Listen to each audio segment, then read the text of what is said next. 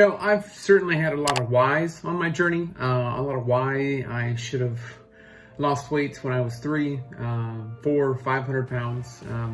A lot of questions that I get is, how did you let yourself get up to 534 pounds before you thought it was something that you could turn around? And a lot of that has to do with addiction. Just like substance abuse is a problem with opioids, drugs, alcohol, all kinds of stuff. There's an addiction related with food, and that's exactly what it was for me. It was an addiction. It was how I coped with stress. It was how I coped with emotions. It's how I coped with things. And dealing with that food addiction is very difficult and very timely. And I think over time, I've been able to improve my mental health and improve my relationship with food and food addiction because of the whys. And, whys are good to get us going.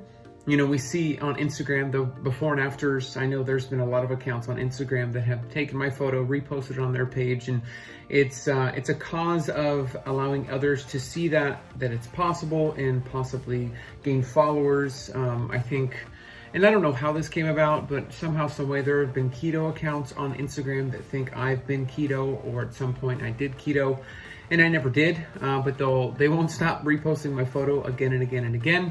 Now, I've been able to interact and come in contact with a lot of great people. Mind you, I've probably been in ketosis a lot because I do follow the high protein, low carb diet, but I've never actually been on keto. I've never measured in my ketosis levels or anything like that.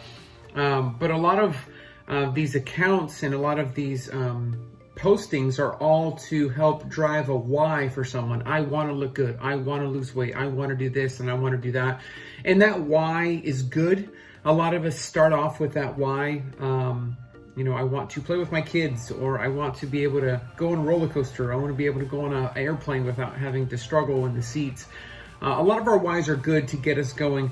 But a lot of messages that I've been getting on Instagram, and it's actually partly the reason I want to talk today, is a lot of folks have success initially, have success in starting off their journey, but they run into a brick wall. They run into kind of a detour to where they feel like they're binging back, or they're gaining some of the weight back, and they're just kind of in this, I almost call it like the preliminary zone. You're in the preliminary zone of losing weight. You're always kind of in that, I've lost 40 pounds, I've lost 50 pounds. You're kind of in that initial weight loss range, but you've never actually gone over the hump of getting to your goal or getting right there up to your goal. It's always been an initial amount, but it's never actually been fully the goal. And I think oftentimes it has to do with being the fed up, having the fed up mentality that it took to get me to where I am today. I had plenty of whys. I was just on an airplane recently, and I was looking at the airplane bathroom, and this thing was tiny. I mean, you can do nothing inside this airplane bathroom. And I remember before, I would sit on an airplane, and even if I had to go to the restroom, I would have to wait until I could get to a airport bathroom where I could get into a bigger stall where I could actually go to the restroom. I would never be able to use the restroom on a plane. And that was tough, that was difficult, but it was something that I had to deal with. And that was one of my whys on why I wanted to turn it around. But that wasn't my fed up moments. I think because I went with a really good airline like Southwest, they ended up giving me this second seat for free.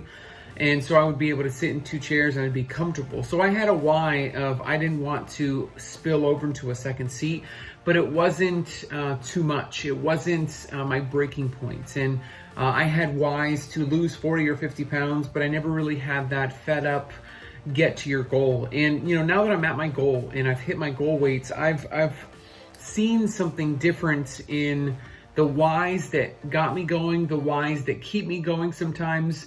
But that threshold of getting to the goal really came down to me actually finding my fed up moments. And I've got 3. So 3 fed up moments are my kind of big, how I got to my goal.